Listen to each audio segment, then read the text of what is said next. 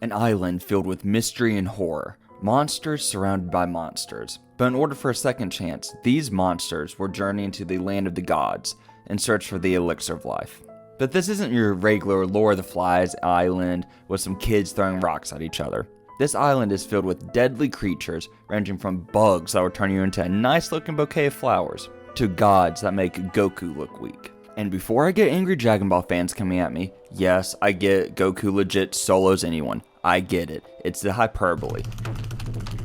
So please sit back down, enjoy the video, maybe subscribe.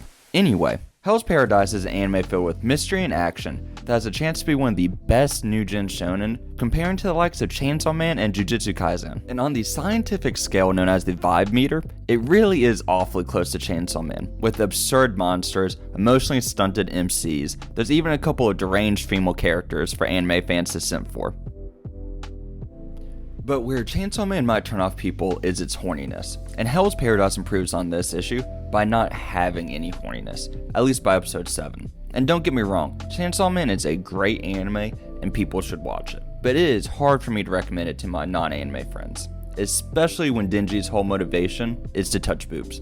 But Hell's Paradise still has the dark overtones of Chainsaw Man, bunch of gore, bunch of action, but without the biggest problem of the story, and that being Denji. Whereas Denji is problematic, annoying for a lot of people who watch it and read it, and is the big turnoff of the series, Gabimaru is the complete opposite. He could be considered a little bland, honestly. But I'm getting ahead of myself. Let's rewind back a little bit. Yeah, it's rewind time. We are introduced to Gabimaru as soon as the show starts. He's from a clan of ninjas that have ninjutsu, and the story starts with him being punished to death by an executioner blade.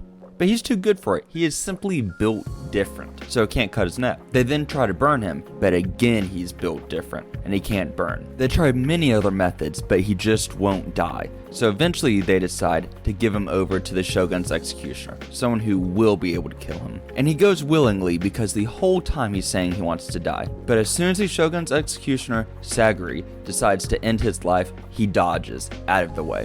At this point, Sagiri decides to extend the Shogun's offer to Gabimaru, that he could receive a pardon for his crimes if he went to paradise. And at paradise, all he had to do was bring back the elixir of life. This all seems easy, right? There are a whole lot of things Sagiri forgot to mention to Gabimaru when she makes the offer.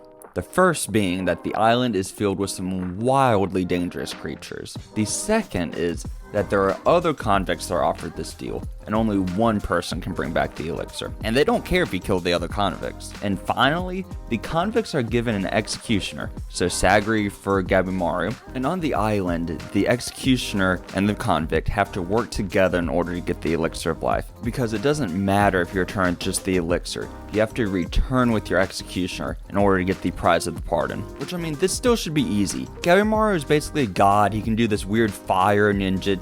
He should be okay. The problem is, the other convicts are also insane. They have their own ninjutsu, their own special powers. They're basically all OP characters in the world. Which this initial premise of OP characters, mysterious island, it had me excited. It reminded me of like Castaway with a little Hunger Games and some Japanese flair. And the show does it really well. The island is filled with vibrant colors you usually don't see in anime, and it makes it stand out as an environment. Because the concept of the story isn't that unique, but the world itself helps diversify the story. And all around it is just a solid show, but there's a couple major flaws that causes it to falter. The first is that Gabimaru is kind of boring.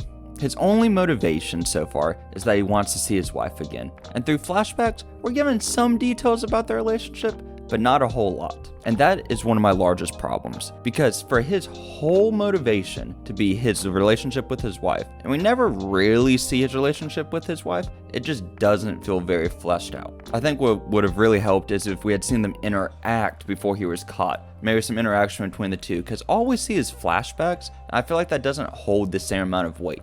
Which leads me to my other problem with this show. There are too many flashbacks. Every episode, there are flashbacks when we meet new characters, given details about their life and story, and it absolutely kills the pacing of the show. I feel like learning about the characters through their actions would greatly improve this anime, the simple show don't tell. And as the episodes have continued, we're getting less flashbacks, but especially the initial 3, 4, 5 episodes, it really kills the pacing, and I feel like as an audience member, it kind of hurts my interest in the show. The show revolves around mystery and suspense, and when you're flashing back out of the island, it doesn't help build the tension within the series. And when we're seeing those flashbacks of characters I don't really care about, I'd rather just see Sagri and Gabimaru interact, because they honestly have great chemistry and they play well off each other. Where Sagri is the straight-laced, no-nonsense, caring person who tries to help Gabimaru with his morals, because he is kind of the strong, sullen protagonist. You know, edgy, I hate life, I hate everything, life sucks. And watching the two interact and their morals clash is really interesting and leads to a fun dynamic between the two characters. And already within 7 episodes, there's been strong character development, which leads me to be really excited to see what's going to happen next between the two characters and where the story will lead with them.